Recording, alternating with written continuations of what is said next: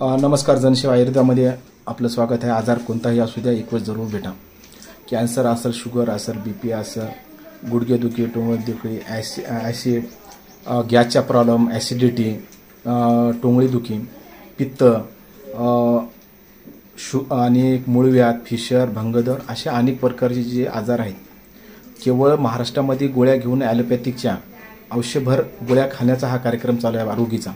परंतु मी म्हणतो अशा रोगीनं जे 8-8 वर्ष, 10-10 वर्ष, 5-5 वर्ष, 20-20 वर्षे जरी असेल, गोळ्या खात जरी असेल, BPच्या असेल, शुगरच्या असेल, अशा जर गोळ्या बंद करायच्या असेल तर एक वेळ जरूर जनसेवा आयुर्वेदाला भेटा. आता मनामध्ये पुष्कळसे अधिकारी म्हणते त्या स्पेशलिस्टवाल्यानं आम्हाला गोळ्या दिल्या, परंतु त्याचे ॲलोपॅथिकची नॉर्मल गोळी असते, त्याने सवय पाडून टाकते.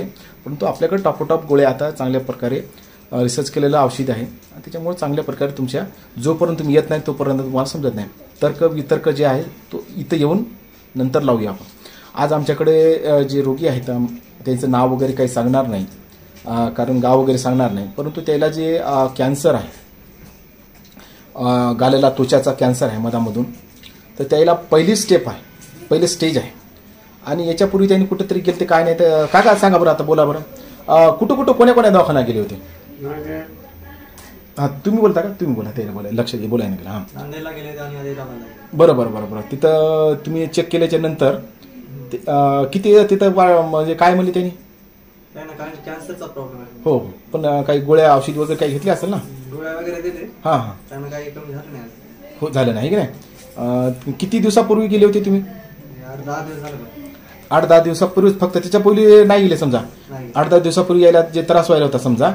बरं काका, तुम्हाला जे त्रास व्हायला होता कसं करायला होतं? ब्रेनला चन करायला होतं ना? बरं, हे चन करायचं यांनी 8 दिवसापूर्वी तुम्ही गेले होते मला, त्याच्या पहिलं करायला होतं का? आहे की नाही? किती दिवसापूर्वी करायला होतं? किती महिन्यापूर्वी सांगा? किती महिन्यापूर्वी? 3 महिन्यापूर्वी, 3-4 महिन्यापूर्वी केलं तर. परंतु ते कॅन्सरचे लक्षण कसं आहे लक्षात येत नाही, स्लो असते. आणि त्याच्यामुळं कसं जास्त झाल्यामुळे त्यांनी दाखवून पाहण्यासाठी नांदेडला गेले होते, आदिलाबादला गेले होते. परंतु ते पहिली स्टेज असल्यामुळे त्याला ऑपरेशन वगैरे ते करायला भागी पडलं नाही. आणि त्यांनी माझ्याकडे येण्याचं म्हणजे माझ्या व्हिडिओ पाहूनच तुम्ही आले का? आहे की नाही? माझा इलाज करण्यासाठी माझ्याकडे आले. आणि तरी माझं जे आहे ट्रीटमेंट मी त्यांना पहिल्या त्यांचं बी भागी म्हणायला लागेल, माझ्याकडे पहिल्या स्टेजमध्ये आलेले आहेत. कारण पहिल्या स्टेजमधून दुसऱ्या स्टेज आणि तिसऱ्या स्टेजपर्यंत जरी माझ्याकडे आले तरी ते कॅन्सरला आपल्याकडे बरा होणार. आणि जे 4th स्टेज असते, म्हणजे जे की केवळ पू भरून गाल जर मोठा झाला असेल तर त्याला ते गड्डा काढून बी याच लागते. आणि त्यानंतरचा स्टेपचा जरी आला माझ्याकडे, कारण की जे दुसरे कॅन्सर वाढणार होते दुसऱ्या याच्यामध्ये त्या व्यक्तीलाच होणार.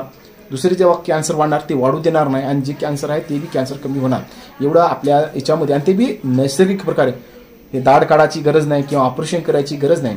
आणि जे 4थ्या स्टेपचं असेल समजा, कारण ते पू वगैरे भरून गलगंड मोठा होत असतो, त्याच्यामुळं ते आहे की नाही ऑपरेशन करावं लागते. असं मला सांगायचं आहे जनसेवा आयुर्वेदाच्या माध्यमातून.